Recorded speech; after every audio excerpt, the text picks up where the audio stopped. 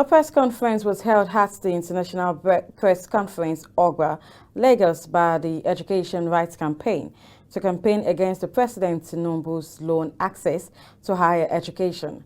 Recall that the student loan bill was signed into law by the President on the 12th of June with the motive of providing easy access to higher education for indigenous Nigerians. However, the Education Rights Campaign took a critical look on the final details of the Act and uncovered some real consequences of the Act. KAFTAN TV Esther Agbo completes the story. The Education Rights Campaign, today 21st of June 2023, held a press conference at the International Press Conference Center, OGBA, Lagos, on the President's loan access to higher education. Recall that the student loan bill was signed into law by the President on the 12th of June, being Democracy Day, with the motive of providing easy access to higher education for indigenous Nigerians. However, the Education Rights Campaign took a clause-by-clause examination of the fine details of the Act and uncovered some real consequences of the Act. It would appear from all these that the new legislation can solve the age-long problem of lack of access to education that has plagued Nigeria from times immemorial. On the contrary, we in the ERC think it will not. We think those who have applauded the Act are either ignorant of the real consequences or they are anti-poor and pro-capitalist elements who do not believe that education ought to be an inalienable right and not a privilege. Because of the basis of the student loan, what government is trying to do is first and foremost to abdicate the responsibility for the funding of education. It will mean that even the salaries of lecturers and co would have to be dependent on how much the different universities are able to make, from a student, for the tuition that students pay. It would also mean that the level or standard of facilities will also be dependent on that. And from that point of view, education becomes a commodity.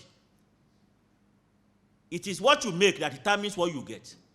We think that that is not a future to give to Nigerian youth. The leadership of the National Association of Nigerian Students has been queried and their actions condemned over their encomium on the President for signing the bill into law in a recent meeting. It is said that they were too fast in embracing the Act without a proper understanding of the implications attached. The NANS President today cannot publicly ascertain or say that the acceptance of the student loan is based on any democratic discussion with the genuine representative of Nigerian students across campuses. And on that basis alone, students in different campuses can rise up to oppose and nullify that position and demand that a Congress of NANS should take place where that policy of the government can be properly deliberated and discussed. I will only be charging all students in all universities that this is a trying time for us. NANS has already failed us.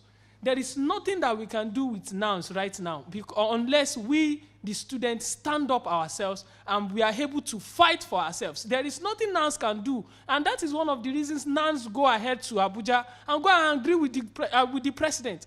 NANS that are supposed to sit down, call Congress of Students and let us discuss, call the Senate of Students and let students make decisions on what should be done on this position. But yet they go ahead to Abuja to go and make this decision.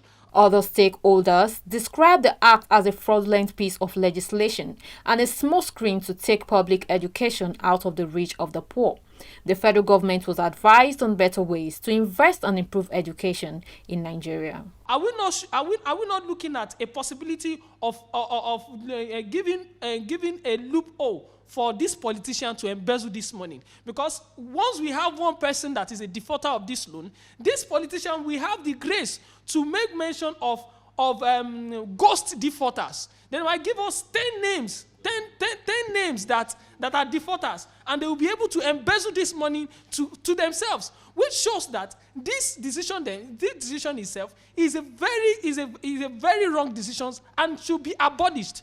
So I will only say that Nigeria should go ahead and implement the 26% of budgetary allocation to education, which will avail us the possibility to have a good hostel, a good learning and study environment.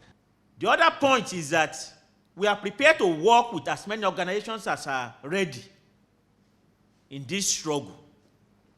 We think that the first step we need to take is, following today's press conference, to take our argument to the mass of Nigerian students and parents.